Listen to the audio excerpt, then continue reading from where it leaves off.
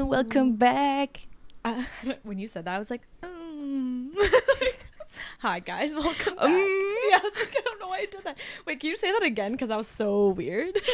Was doing some weird ass moaning. We're gonna have so much juicy content after this because we are going to an art show.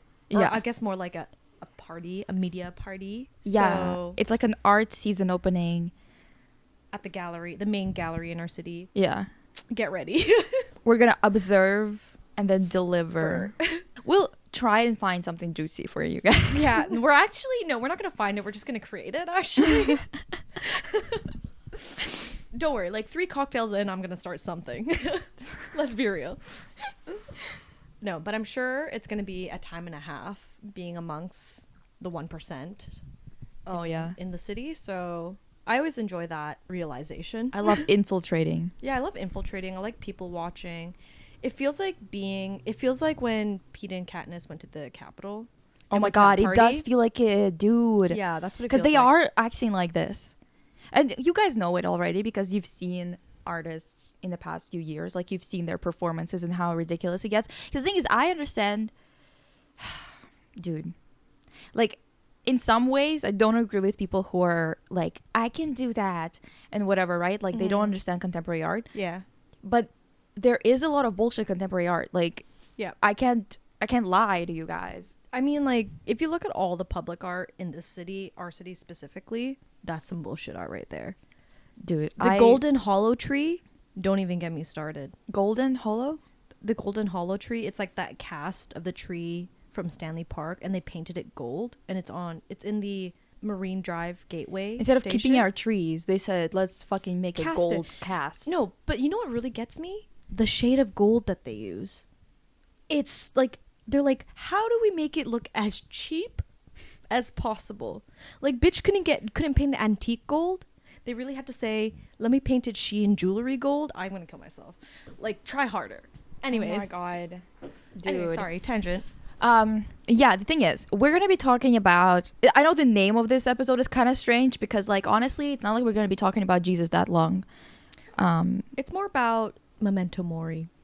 Yeah, I guess I'll put Memento Mori in brackets just to give you an idea, but I feel like it's gonna confuse the shit out of everyone. But like, and since when are we not confusing people? I think, since when did we ever make sense? I don't know if you guys noticed this by now, but me and Lisa live in obscurity, so I'm not sure what you were expecting with the titles. Like genuine nonsense most of the time. But the thing is, the reason why we wanted to talk about it today is, well, obviously it's a huge topic in art in general, right? Like, it's just kind of a staple here on this channel. No, like, in general it is a staple, but I also feel like we have definitely lost our connection to it because the art world is overrun by rich people.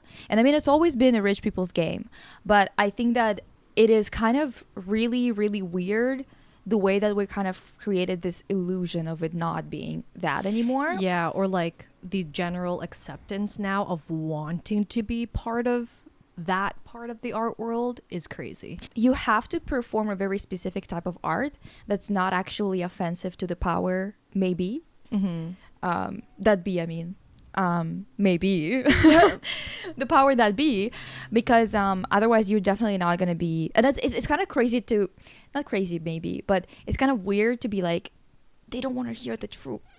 They don't want to hear the truth. But it's not really that as much as it's like the wealth gap has gotten so bad. And it's only going to get worse in the next few years until we fucking perish in the climate change disaster. But am I positive or what? Am I a positive person Mark or your what? calendar. So I feel like the wealth gap, it's gotten so bad that the artists that are pretending to be or are occupying the space that's supposed to be for entry-level artists or artists without backing or whatever, they're all speaking and doing things that are kind of informed by that very privileged position. Yeah. And when you like I don't even want to say privilege. I don't even know what to call it because it's beyond just privilege. Yeah. it's like a more sinister than that, to be honest, because it's like a very, like, I feel like privilege oftentimes gets kind of like goes unnoticed by people who experience it, but I It's feel like like not a these people conscious know. thing. Yeah, it's like they understand it. They think about it like a tool, and they're exploiting the tool. You know, it's whereas imagine being like talking about privilege traditionally is insane.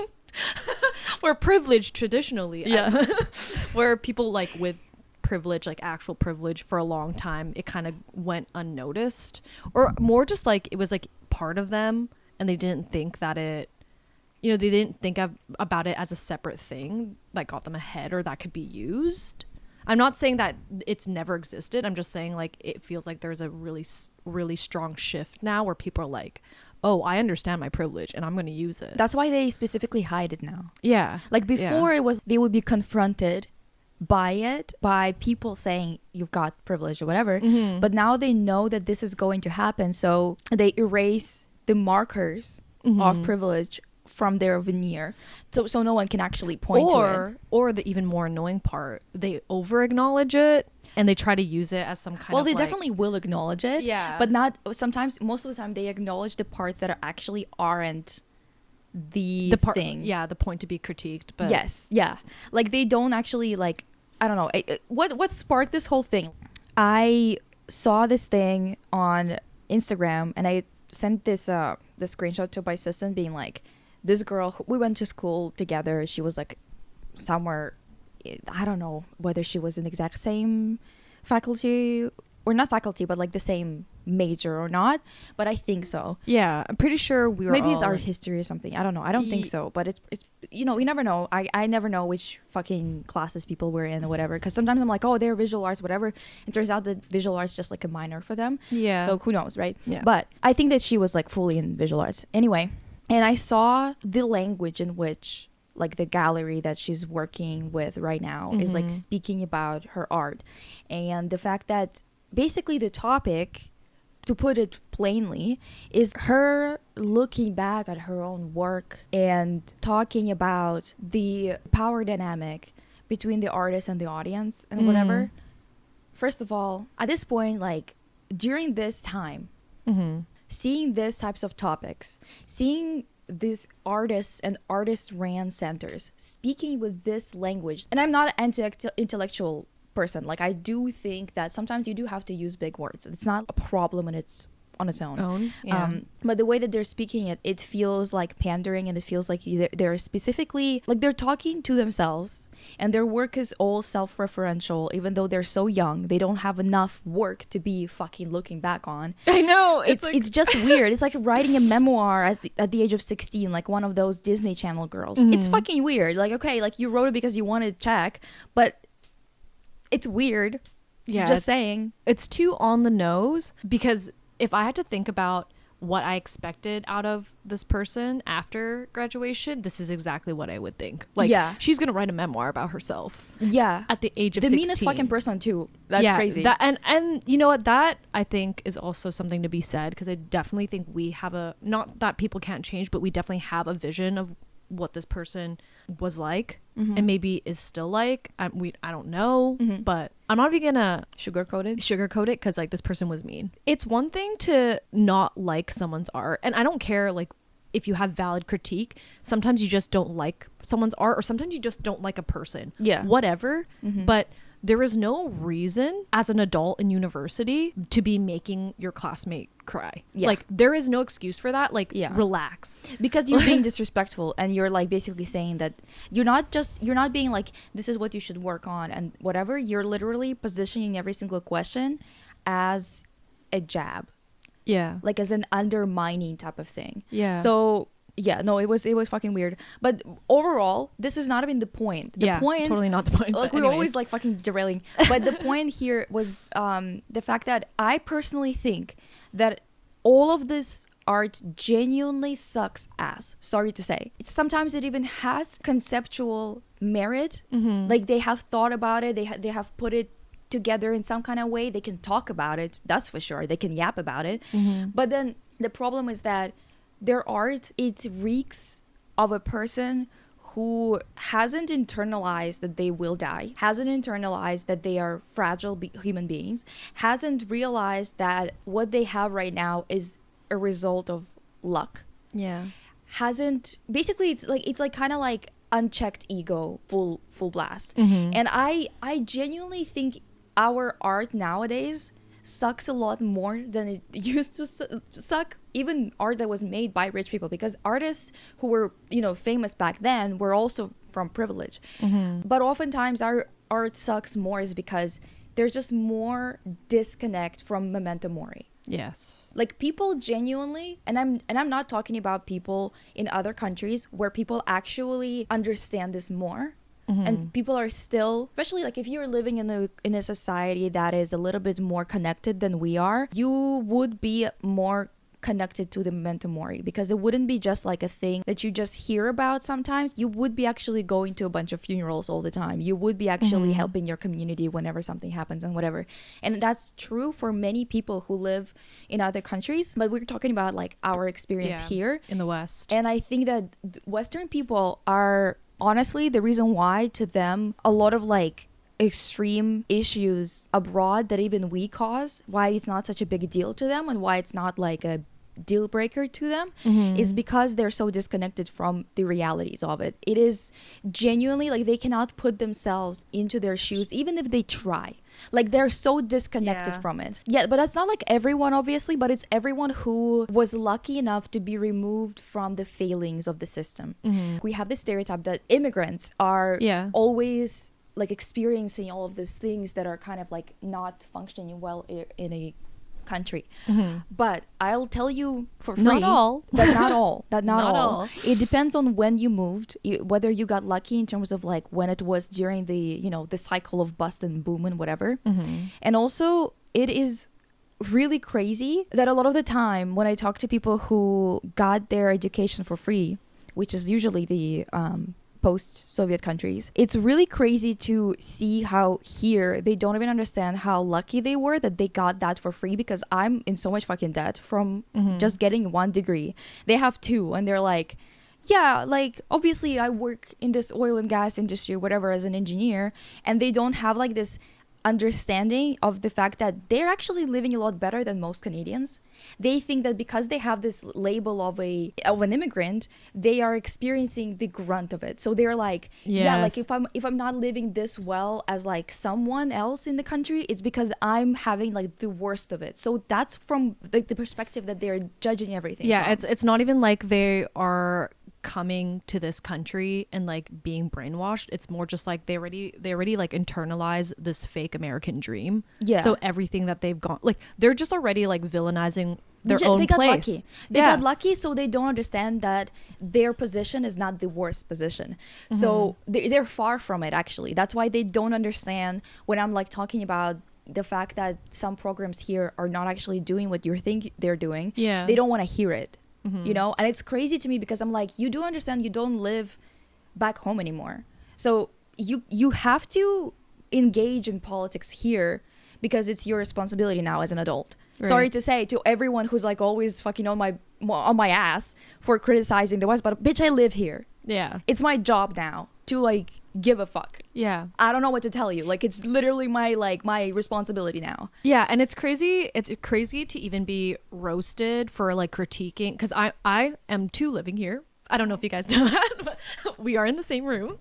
I mean, like, born and raised here. It's crazy that people think it to be supportive of like our community and all this other stuff is to be positive about everything that goes on, all our policies, etc. Especially when we're overrun by rabid fucking billionaires. Yeah, like this like is not overrun in terms of numbers, but in terms of how much influence they have and how unregulated they are. Yeah, like, I don't know, if you're in a place where they want you to feel like the atrocities around the world should be normalized and you don't have to be afraid because, hey, you're safe in your little cute little country, that's weird to me. Like, that is weird to me that something or someone or some authority would try to push that idea.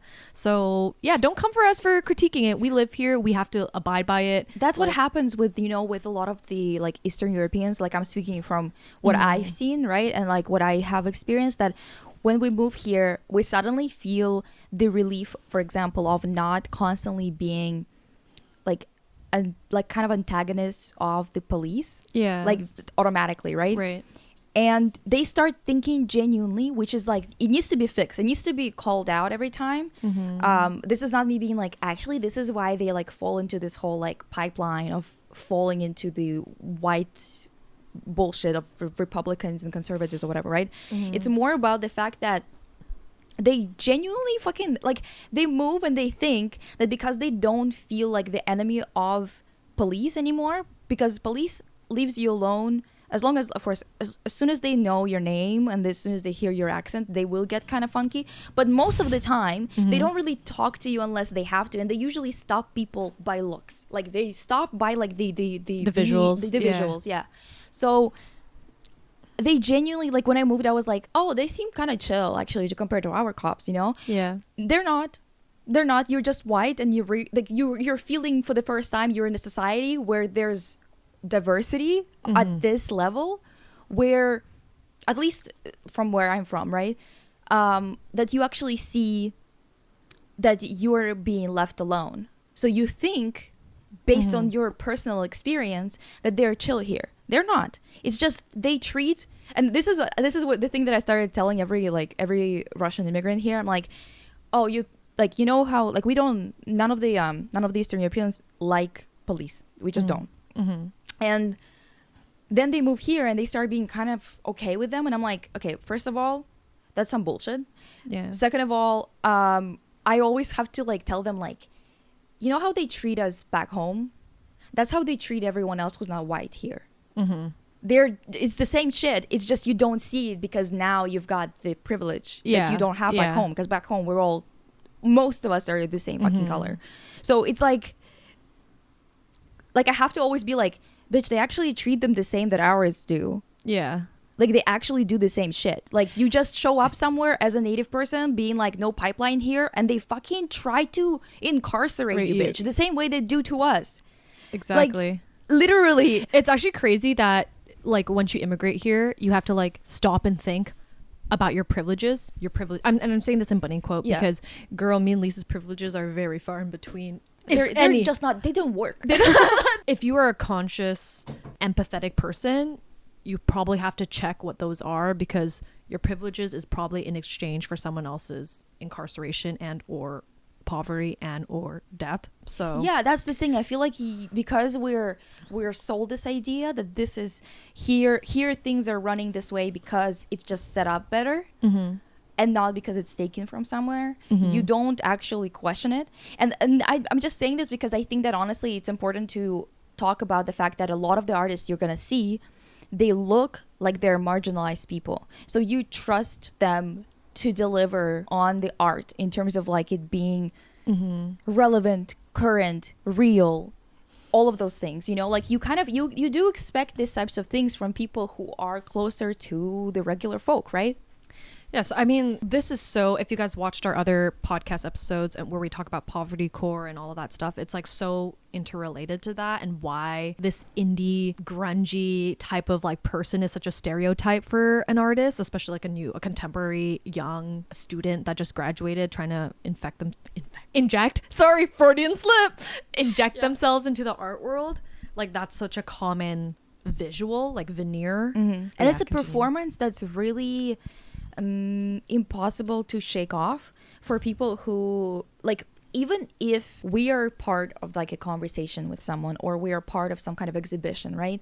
We are kind of, and we talked about it last episode, that you kind of have to perform your marginalization in a particular way for people to like you, and to victimize yourself in a particular way for people to see you as not a threat to the institution, which is but actually a reinforcement of it, because you kind of are pitching in, you're giving your go ahead and you're okay by being there, you know, like they crave that instead of reality, instead of truth, right? Which is like the most insane thing ever to have to, like, I mean, I've done it so many times because I was tired of getting like fucking bombarded every time I was critiquing the system and the institutions of Canada, pretty much, and just like so many other stereotypical things about the art world, that one time I just gave up. And I think I talked about this in the other episode. Yeah. Where it's like, okay, now I'm just gonna talk about my race now as if I were born and raised in the country that is my ethnicity. Like I actually know anything about it, which I really didn't. And Dude. the response of that, they just like ate that shit up. I literally had to stop making art about my life before Canada because I realized that if I talk about like my hardships, it is used as like some kind of reinforcement of their stereotypes, and they like love that. As soon as, because the thing is, in art you tend to talk about things that are difficult rather than things that are good, right? So if I would be talking about my experience before I moved, they are using it as like an ammunition to be dickheads to people who are like me later on, or to have this like to fight with people being like, actually I know someone who said it's actually so bad or whatever, and it's like, well, I don't want you to have that ammunition. I don't want you to be speaking about it because I don't fucking care. Like, you are so blind to your own bullshit that I don't want to hear it. Exactly. It was like, it isn't even like you could go all the way down one end where it's like you're really talking about the atrocities of like like your ethnicity or like where you came from if you're not from the West, because if you do that, then you'll have to talk about how it actually is the West's fault. Yeah, and they'll get so triggered by it. They get so triggered by it. They're like, and the worst part is that like you cannot fucking mention anything. Like you cannot actually say any facts and numbers that are staggering. Like it's they just won't absolutely believe insane. it. They won't believe it, but they will start jumping on your throat, being like, "Oh my god, you poor thing, so." Like propagandized, like, you literally, and it's oh like, my god, good lord, we're all being fed propaganda, but you're refusing to acknowledge yours. Like you refuse to see it. You just genuinely go, what propaganda? It's like it's crazy because we were talking about that horseshoe theory, right? It's like if you go one end, it's just as close as.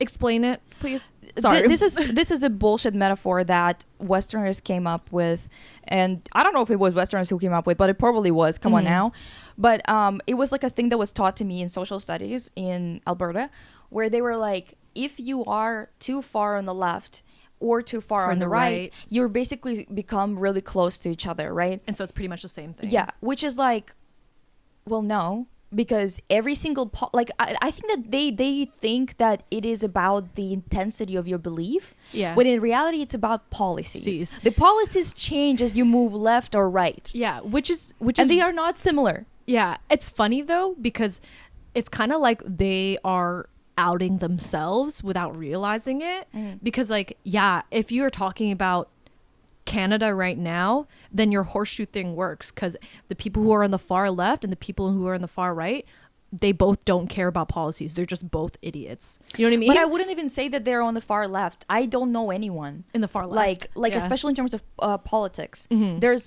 like the window, the Overton window is so far right that the crazy right wing is just like, oh, conservative now. Like it's just conservative, but the barely even touching the center is the leftist left there is. But that's like so much more closer to the right. So it's still not a horseshoe. That's what's bothering me about this so much. And it's like, it's kind of like the same fucking stupid metaphor as like those motherfuckers who are like, well, if girls are locks and guys are keys? And it's like, you know, if guys are pencils and girls are sharpeners, I'm gonna cut off your dick.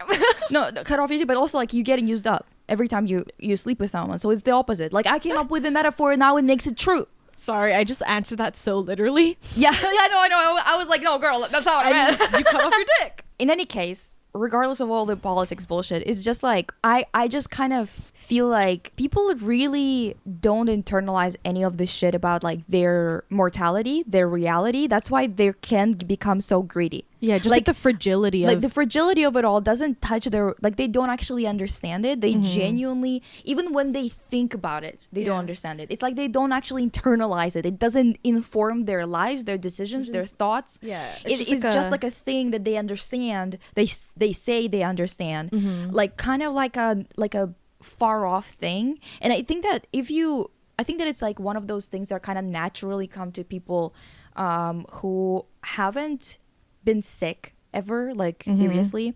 People who have always had like support financially and whatever. I feel like people who are just like always kind of sheltered. Yeah, like who've lived a safe familial environment, yeah. all of these other things. And you ask them, you're like talking about like the most difficult shit that happened in life or something like that, you know, and they like genuinely tell you about a breakup, and you're like, oh, we are not, dude. We are not the same. The most common I would hear about, and it always, I'm sorry, this is so mean, but it would always make me kind of like wide eye and kind of be like, huh? And you're an adult too. Yeah, is when people would make art about their parents' divorce and or breakup. Holy shit. Girl, I'll go through 100 breakups in the next year if I can get half my student loans removed. Fuck, I know. I would do it. Dude. I'd do that as a job.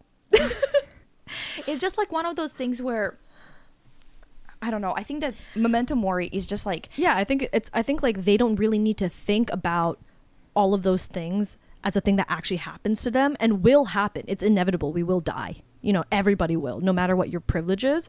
But it's because like they've never really been touched by struggle all that much. Yeah, know? I mean, so they don't get reminded of it constantly. It's like it's genuinely just a concept to them. It's not it's not a part of life. It's not a part of reality for them. It's just a concept. I think that when you don't love anything or anyone that much, I feel like it makes sense that even when you witness death, it doesn't really touch you in any type of way. Yeah. And it makes sense with people like that because you talk to them and it's like the lights are not on. Yeah. Like there's no, maybe the lights are on, but no one's home. You look into their eyes and you're like, but where's the soul though? Yeah. Like where did it go?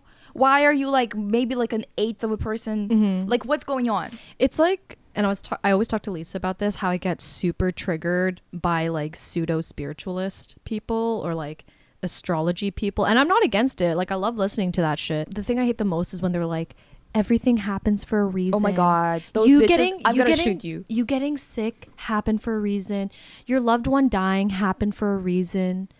Like when one of my really dear friends died from who I went to school with in the UK, and I was told, oh, you know what? They died for a reason. Like, what was that reason? Yeah, they're like, you know what? Like, not me completely losing it for 1 second. You are you today because of that person. Like, I'm like, no, I can't actually listen to this and take you seriously because one, why do you think that you are the center of attention and that like everyone, you're the center of the universe? Yeah, everything happens to teach you a lesson or to help your character growth. That would piss me off about Stephen Colbert. Sorry to say, Stephen, if you're watching. No.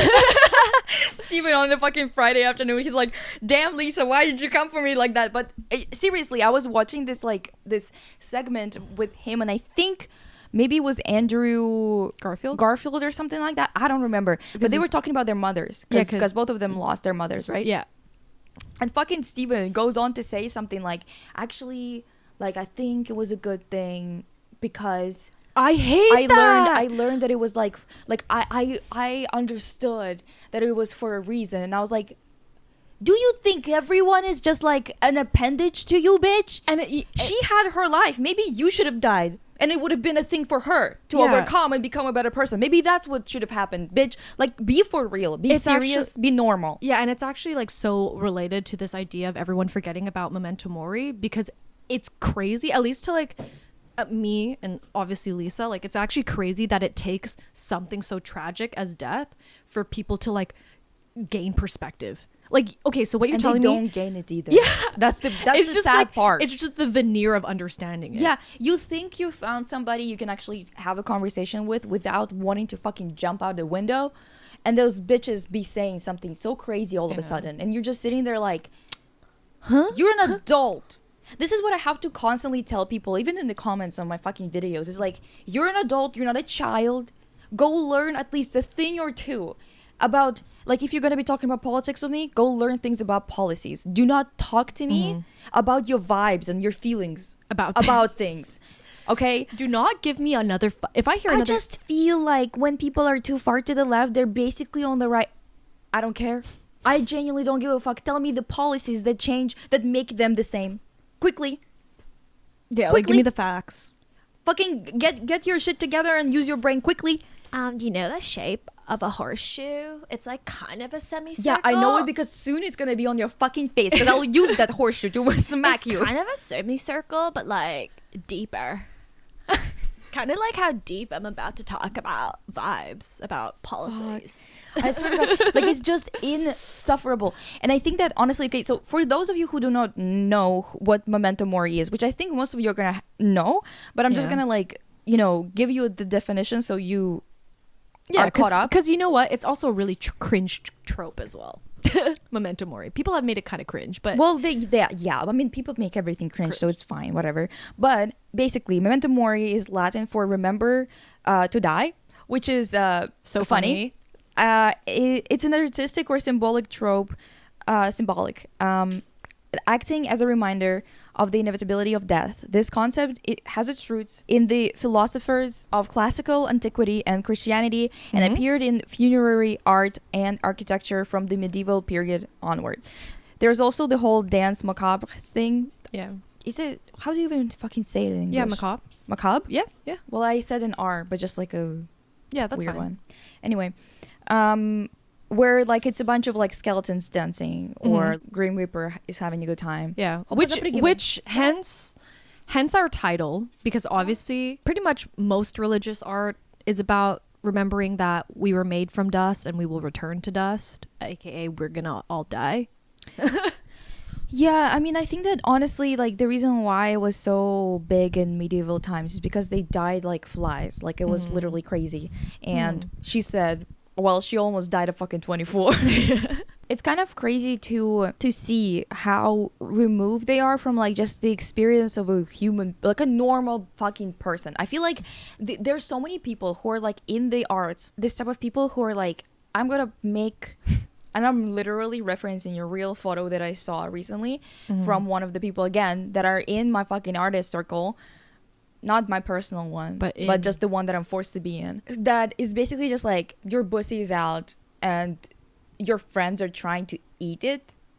And that's art, actually. That's art.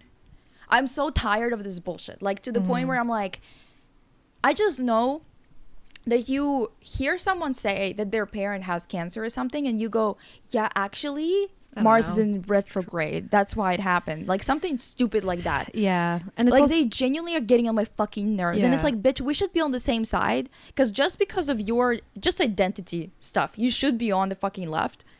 But you're such... Like, it's so crazy how much class has to do with your consciousness. That's what I'm saying. Like, people still forget that that's the biggest divider. And it's just funny. And I can fucking say this, okay? Like... so much of the art that we're seeing now, it's like it just gets the pass, and nobody kind of wants to fight it because it's like it has something to do with your like identity politics or whatever, like or minority politics, stuff like that.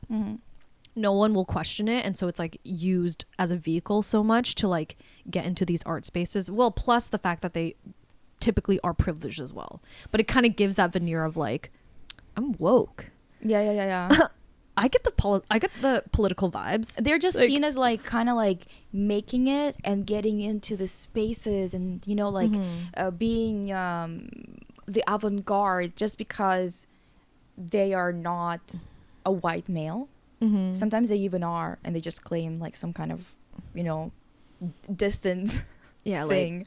But regardless, it's like kind of like, it's just weird. It's weird to see this type of disconnect from just regular people in the arts. Like, how is it? And like even people who are trying to do like mutual aid or whatever the fuck, like they're just using this as buzzwords. If I talk to you and I can't talk to you like a normal person without you pulling out therapist speak, sorry to say, dude, I hate that, but you're a fucking idiot. I feel like at this point, hey, if you're a new artist and like you're in art school or you're young, let's stop, you know, trying to learn and delve into this whole identity politics. Well, they have to learn about it. I mean, they will learn about it, but I mean, like, why don't you, before delving into that in your artwork, how about you delve into just basic sense of empathy? Yeah, or just being do that first. I don't know. Do that first, because it will help you. It will help you with the rest. I feel like honestly, I have such a problem with art in general. I can't stop ending up in adjacent things when it comes to art. Yeah, it's kind of impossible with like the field we're in and what kind of dominates the well, city. I want to. Sometimes I'm like, I should leave the fucking scene entirely. I know. I feel And that then every day. and then I'm telling you, like, I end up being there anyway because I just keep on ending up, like, I keep on being pulled back into making art. And because you cannot make art nowadays without monetizing it, I end up being in the spaces or trying to be in the spaces where I can monetize it. And I just fucking hate this whole thing because not because I don't want to monetize art as much. Like, I don't even think about monetization of art that much, to be honest, in terms of just the topic. But it's mostly about the fact that I hate how much you have to perform an artist persona that is similar to their artist persona to actually be taken seriously. Yeah. I can't cut out the bullshit because they want the bullshit. They don't want the other stuff. They just want the bullshit entirely. Yeah. You know what? I probably, when we get to this art event, I'm going to be looking at everybody and they're all just going to look like a piece of paper with their cover letter written on it. It's like that much fluff. It's just nonsense on top of nonsense. Like, I'm telling you, the reason why this fucking Memento Mori is even a topic today, which is like very loosely a topic because we're not even talking about that much because, well, there's not much to say. You've seen this art, I assume. We could talk about specific artworks. That could be more interesting, right? But I just wanted to like talk about its relation to us in the modern day and how far we've gotten removed from it because of how much money can buy in terms of health and other things like that. Like genuinely the most people who have the closest relationship to their body and reality are people who do not have this fucking mentality of being grounded, being like loving everybody, just like love love humanity. We literally just talked about this like a few days ago. nature is so healing. Nature is so healing. I needed to go hike so I can like heal, whatever. Like people who don't have time for it because they're so fucking like poor. Yeah. To be fucking honest, like to be frank, are the people who are the most actually connected to the realities of people today, because this is the majority of people. If you're not experiencing it, congratulations, you're not in the majority. You got lucky. Yeah. But this is just the statistics. I don't know what to tell you. And we're not trying to talk shit and shun people for growing up in privilege. Like, we both wish like that was us, you know, but we're just more shunning people who know that and are still dicks. I don't want privilege. I want just equality. Yeah. I don't wish that I was born in privilege. I wish I was born in a society that wasn't fucking speed running the end of the world. Yeah. For the sake of the few. Absolutely. I want oppression for the few. I want oppression for the 1%. Sorry to say. Honestly, we could probably fit them all in one island. Yeah. And then they one could of their islands. Yeah. Oh, maybe the new Paris they're making in Mars. Oh my god. Stupid fucks. We literally talked about it, like, why go to space? Why go to Mars or fucking the moon if we still haven't figured out why Sleep paralysis. No one knows why the fuck people have recurring characters that are the same between people who don't know about them. And y'all want to make a new through centuries, and you want to go to Mars? You still haven't figured this shit out, and you want to go to Mars? Y'all haven't solved cancer. In fact, you haven't solved anything. Yeah, no. And you guys want to go to Mars. Dude, it's going to be so funny. It's sad that I think this is funny, but they're probably going to like just do the same thing that they did on Earth to Mars and just planet hop until they can't no more. Well, yeah, but they're not even going to be able to planet hop because we're not there yet to even sustain life anywhere else. That's how, like, that's what they're going to put. Let's not even talk about this because it's going to piss me off and I'm going to start screaming about Elon Musk literally planning his demise on camera. Like, we shouldn't be doing that because I'll be on a fucking list. I already am. I'm sure I'm already on some lists. Yeah. But because I've got to say some things about that man. Yeah. Fuck him. Regardless, yeah. So the reason why all of this got triggered is because I literally just read the artist statement by that girl, and I was just sitting there like, in this day and age, you bitches care about this? You bitches want to talk about relationship, the power dynamic between fucking audiences and performance artists? Who gives a fuck?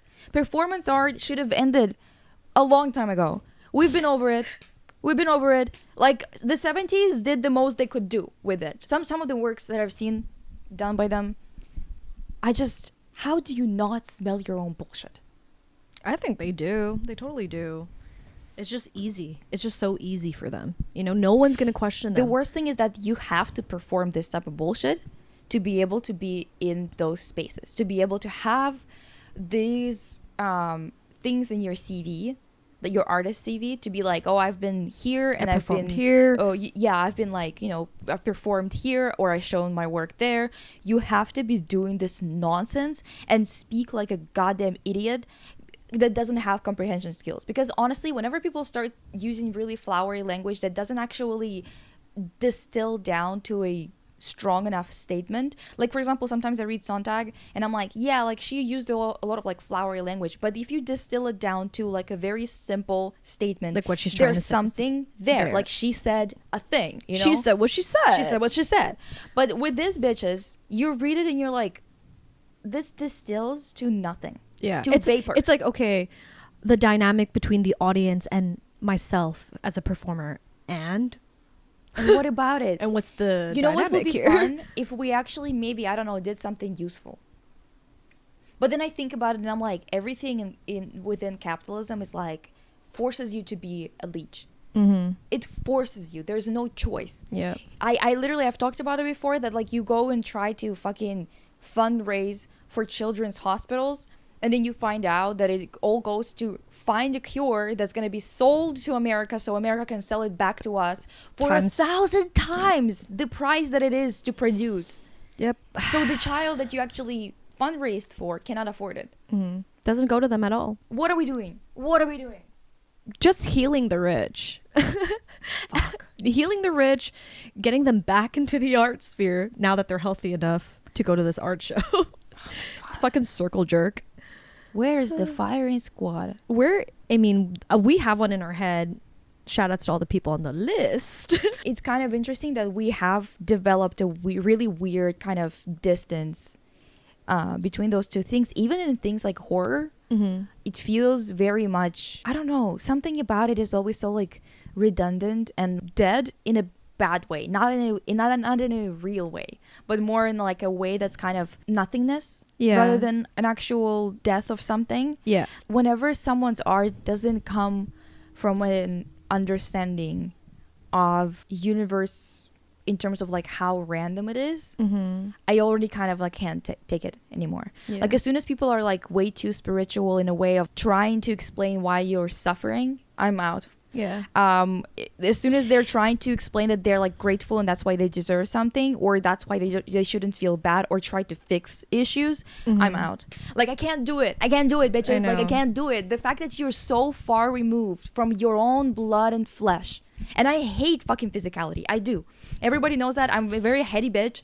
I do not like the sexual stuff, all of the, like the fucking body fluids. I hate looking at blood and whatever. Like I'm just like squeamish as hell, all of those things. Mm-hmm. Yet I feel like I have more of a like connection to my own mortality in terms of being able to connect to other people on that basic level of what is equal, like the greatest equalizer. Yeah. Than they do. Yeah, 100%. 100%. I always think about how, because I grew up in a like super religious, like my mom was and is still insane about religion. So I grew up like a really strict Catholic, and it's funny because the whole point of being Catholic and being spiritual, whatever religion you're in, is kind of to deal with that, the fact that you will die. Mm-hmm, mm-hmm. But it's so funny how it's kind of a paradox, because in the same breath people use it as this kind of like something to latch onto, so mm-hmm. they don't have to feel any type of guilt, or like they can like rationalize why some things are okay, like it's kind of like the gratefulness thing. Mm-hmm. So like it also defeats the purpose. That's why religion and inequality are always hand in hand. Mm-hmm. Economic inequality, class inequality, any other inequality like gender, race, and whatever. That's why they're always fucking holding hands and skipping down. I mean, imagine like you believe so hard that this fictional man that came out of a virgin woman's hoo-ha came down to this earth to forgive you for anything that you do. so you can be absolved of the worst You just shit. you just have to admit it in church.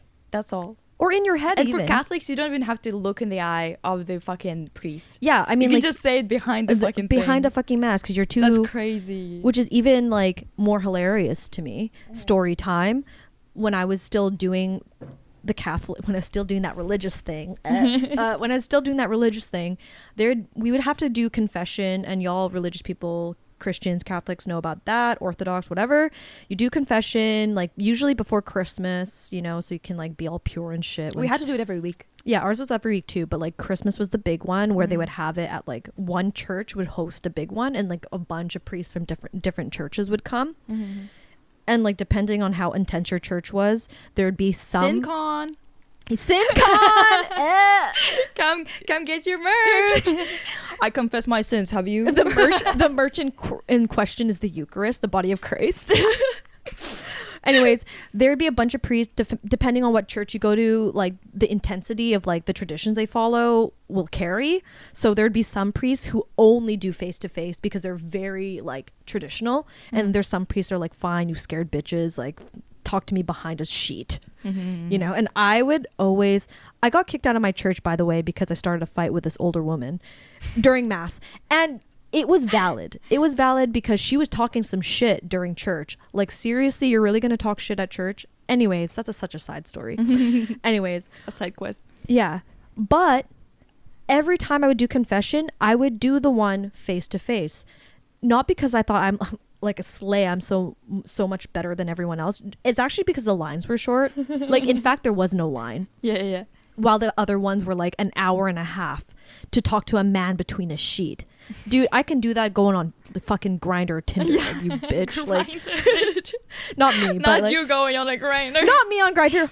Tinder. I've never even been on Tinder, but I mean, like, if you wanted to talk to a man between the sheets, go on one of those fucking apps. Anyways, I lined up for that. Well, like, I didn't even line up, did my confession to his face because I'm not waiting an hour and a half. And it always like made me laugh that it's like these people who kicked me out of the church because I'm a bad delinquent, SinCon, merch selling hag are the ones that can't even face what they've done.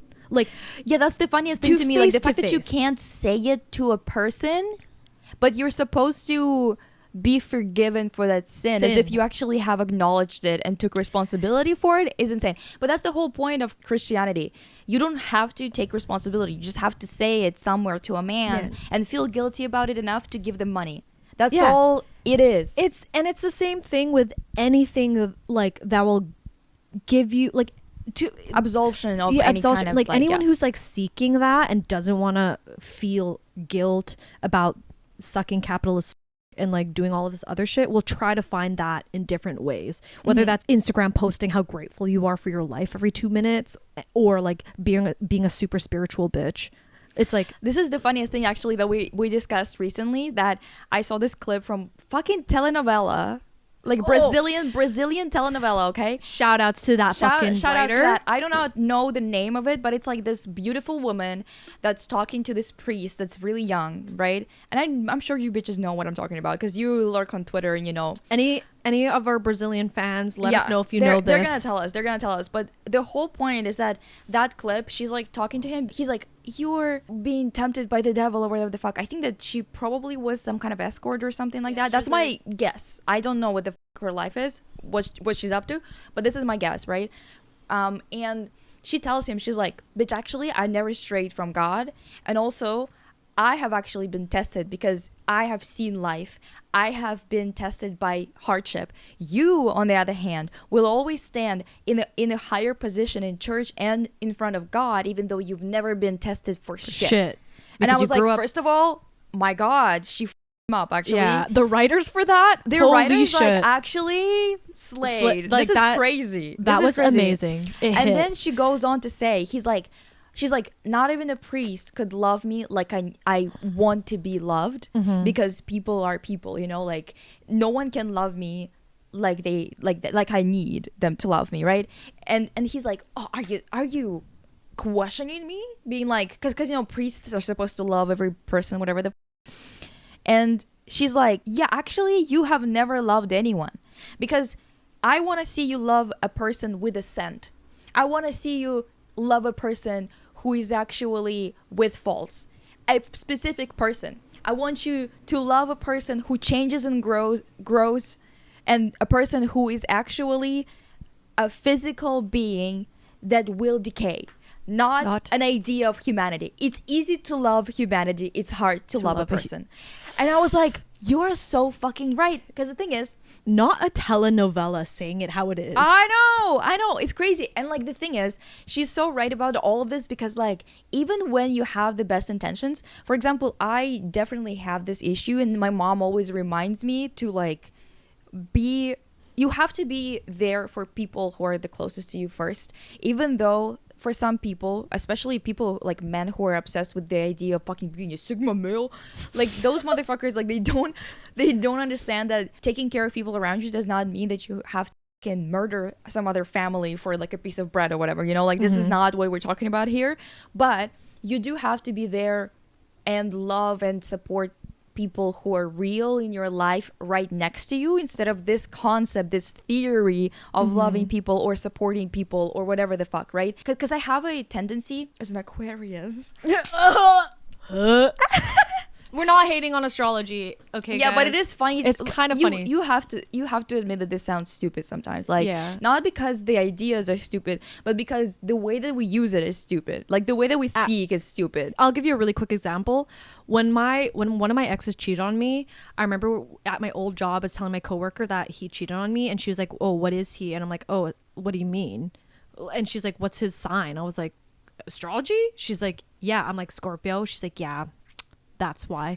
I'm like, I think he's just a shit person. Yeah, I think he's just a shithead. That's what might be actually what it is. Yeah. But yeah, so like it is really stupid the way that we use it. But like, yeah, I have a tendency to be very taken by global issues. Like global issues give me a gut punch every single day. Yeah, and I don't know if you guys noticed that about Lisa. I don't know if you noticed how much I'm fucking pressed about the state of affairs in the universe. The fucking universe. Like, this is how... Because the thing is, you have to focus on your life too. You cannot be like this. You're useless as shit when you just give a fuck about global issues and nothing else. And you're also not living like a person when you do it. Yeah. And I 100% agree with it. I have a problem. Like I need to be working on it forever, because this is the type of thing that is not natural to me. Like remembering what day it is, not natural to me. Like I have to fucking constantly be like, Lisa, like you're a person, you're alive, you have to fucking pay attention. I think that's why I feel like that's why we were supposed to we met each other for a reason, because this is the thing that we actually, this is the type of reason that is okay. Yeah. we're trying to explain a good thing instead of a bad thing. Yeah. By being You like, just this was actually like God did this. Yeah. No. But this, God actually did this. God actually did this. He's like, you two struggling bitches, let me put you guys together for some levity, because I'm the type of person that will overthink like the little things about my life and need to be reminded of the bigger scenarios. Like, hey, actually, dude, wake the fuck up. You've been used and abused like crazy. Like, why? And are also, you like, your life and your struggles, don't internalize them, because most of them are actually from the outside in. And then it's like we're like the opposites in that way, because you're so heady about like, the world is burning. So that is why we were brought together, for sure. To like we both needed to be balanced out, because we both have the same goal goal in mind in our head, but we were both like too tumultuous in different ways. Hence, this podcast was born. Yeah, right out of the hoo-ha. She even fucking did the whole thing with the hoo-ha. You're gonna have to explain what the whole thing with the hoo-ha is, because I don't want them having like thinking a certain way. It was the same as in the reaction video to Barbie. Yeah, if you know, you know. Yeah. That's all I'll say. If you know, you know. I'm not gonna have to explain that. Is it a weird fucking episode to be like, oh, this is about Jesus and Memento Mori, and then we just yapped about connection to... I guess actually we fucking slayed it. Actually, you know what?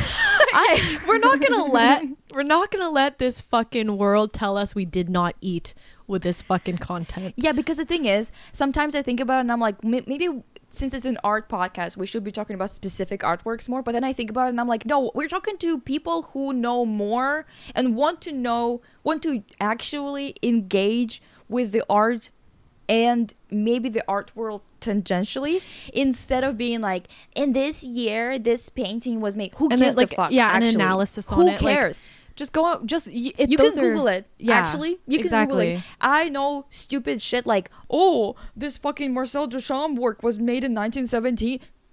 Who gives a fuck though? Who gives a fuck? Yeah, like that's actually arguably like knowing about artworks is like the least important thing now. You know what? I think that it is important when you're trying to figure out how art works or how like contemporary art functions and stuff like that. Like, it's very good for learning. But then as soon as you get the basis, it's like you can dive into specific artists and specific artworks for your own like interest or whatever. Yeah, agreed. But knowing these things just for the sake of like regurgitating information, it's like quite useless actually. Yeah, that's what I'm trying to get at. And I feel like for a lot of people who do watch this podcast, they're probably past that point now and they're already feeling the things that we felt. Which shout outs to the people in the comments. What was her name? Fucking great people. Oh, Butterfly I forgot to respond comments too. Yeah, there was someone like I think there was someone. You guys, next episode I promise we will respond to the comments that were about the substance. Yes, I fucking forgot entirely, and we're already at 1 hour and 3 minutes. Well, I love to yap. But shout outs to, I think her username was butterfly, _ fairies or something. That was such a nice comment, honestly. Actually, all the comments on the podcast are very, very sweet comment. It was on the premiere of season 3. Yeah. It was really great. Honestly, there was so many great comments from people who are actually, being resilient, even though life kind of does a number bulldozes them every day. Yeah And if they're all, the comments are so nice, being like, oh, like you guys really making me feel heard, vice versa. Like, it's seriously so cathartic and it feels so good to read those comments. So thank you guys, because I had like a really big issue with the content that I was consuming, that I keep on running into this problem. Like, I hope we're funny to you guys, that it's not like that you kind of get a little bit of humor too and not just like screaming about shit. But at the same time, like, I was just so starved for, and I still am, because we're producing this content, we're not like consuming it, right? So I was really starved for content from people who get it, or are not pretending like this shit isn't happening, while at the same time still producing something and trying to talk about different types of topics while also complaining about this shit at the same time. Like, I oftentimes feel like I'm in a different dimension from people who I'm watching online, or the shows that I'm watching. It's as if they're living in a different universe, different dimension entirely. Like, it feels so weird. It's like these things don't, like, I feel like the biggest stressor in my life is external bullshit. Not internal bullshit anymore. Like, when I was 15, it was internal. But now it's just external shit that keeps on bombarding me. And it's really weird to be around people who are like, you just have to be positive. I'm going to shoot you with a gun. With a rifle, actually. Maybe a fucking cannon. Because at this point, you're just being annoying on purpose. You're just being dismissive and cruel on purpose. Yeah. People think that just being like, you just have to be positive is like somehow a good thing to say to a person who's struggling with external issues. Yeah, I mean, like, I'm going through a hard time for the past couple months, and the amount of, you have to believe and be positive, and like, maybe you did this and that's why it happened. It's insane. It's insane. They genuinely want to internalize every single thing to you. Like, for example, you might gonna be calling a doctor and they are telling you that the appointment is gonna be in 3 months or something like that, and then your friend in quotations will come up to you later and be like, you just have to be positive about it. Yeah, like, you broke your leg, but you can wait 3 months, and it's like during that time maybe it's gonna heal on its own miraculously, and then also maybe out of nowhere there's gonna be some money that's gonna come your way so you can actually buy the boot to put your fucking broken leg in. Hey man, you just have to think positive, you dumb bitch. Like, think positive. It's just like, don't spoil our script for our show. It's just like I feel like I'm in the Twilight Zone. Like, why is everyone so far removed from their, like, even their own existence? Because they internalized the systematic issues to the point where they themselves think that they failed instead of noticing how it's a pattern. Yeah, it's crazy. I just always think about how, like, my family just, I hate calling them my family sometimes. It's just too crazy. You're like, those haters? Those fucking haters, because they are my number one biggest haters. Literally, if they catch wind of anything I'm struggling with, they just love it. They pounce. They love it. That's why you have it. this issue. That's why you have such a, why you struggle so much with internalizing, like, fault. Thinking that it was your fault or something like that, because if you're surrounded by bitches like that, drop them. All of you, cut them off mercilessly, because it is insane how cruel people can be when they're drinking the Kool-Aid of capitalists. They will genuinely think all of you just failed, instead of thinking, fuck, might be something wrong if everyone is ending up in the same fucking place. Seriously. Even the way that these people, my family, these people ingest spirituality and, like, religion is also in a capitalistic way. Yeah, they want to feel like they are better than somebody else, specifically because they are better people, and because they cannot feel it on the just fundamental level when they're doing something wrong or right. Yeah, they just want this, like, feeling of being above somebody. Yeah, they're using it. Yeah, it always kills me when, like, I get told about how, like, you know, the reason why all these bad things are happening to you is because of your lack of finance, your lack of working hard, like, blah blah blah blah blah, as if they experienced it themselves, but they, like, solely rely on, like, their parents. That's why people always get pissed off when they talk to me. It's crazy. It's because when they talk to me, they can't find where I made a mistake to be struggling. They're like, well, you should have been getting better grades. I'm like, yeah, my average was 95. Yeah. 95%. And I was an immigrant, and I moved literally in the last 2 years of school, and I managed to learn English and have an average this high at a school that was the hardest to get those high grades at. And that's why I got, like, extra percentages when I was applying to BC schools, because my school was ranked that high in the country. So, bitch, don't tell me. Then they're like, well, you didn't go to school, did you? Like, to university? No, I did. Oh, you chose this profession. It's like the arts is, like, really hard to make money. No, it isn't, because the thing is, like, there's a lot of jobs in editing, in technical stuff when it comes to arts. I have all of those skills, and I'm still struggling to get steady work. It's not the fucking 50s anymore, where you're like, the only ways for you to make art is to maybe be a filmmaker or a painter and make living off of that. It's a very applicable job to a lot of things, like even working for a news station to just edit shit for them, to look shit up, whatever. There's a lot of jobs. It's just they are not actually available to just regular folk. Yeah, they just, like, post a lot of guys, so many fake posts, fake posts, fake job postings, but they already have, like, and the someone economy is in the dumps. So they try to always be like, well, did you just, like, not do anything? You should have probably, like, made some kind of, like you should have hustled. You should have had